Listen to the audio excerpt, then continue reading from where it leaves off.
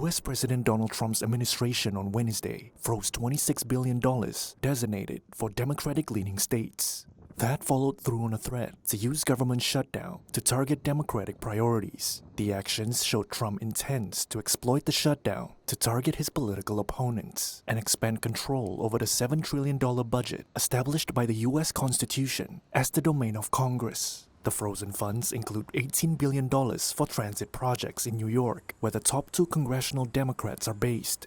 This is the 15th government shutdown since 1981. It has halted scientific research, financial oversight, environmental cleanup projects, and many other activities. About 750,000 federal workers are furloughed, while others, like troops and Border Patrol agents, work without pay.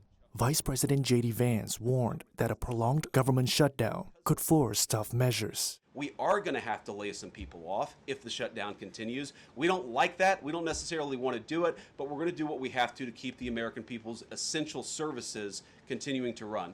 Past shutdowns have not led to permanent layoffs. The political standoff has intensified, with both sides trading blame as they position for the 2026 midterm elections.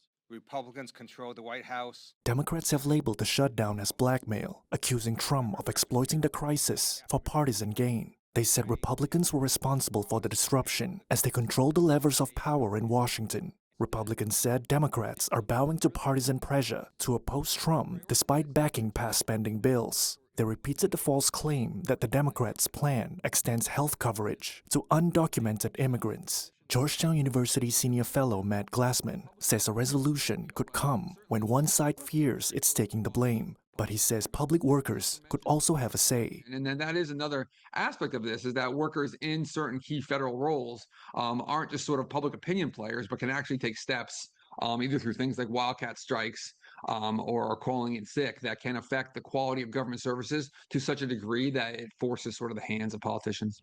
The longest shutdown, 35 days in 2018 to 2019, ended partly due to flight delays from air traffic controllers calling in sick.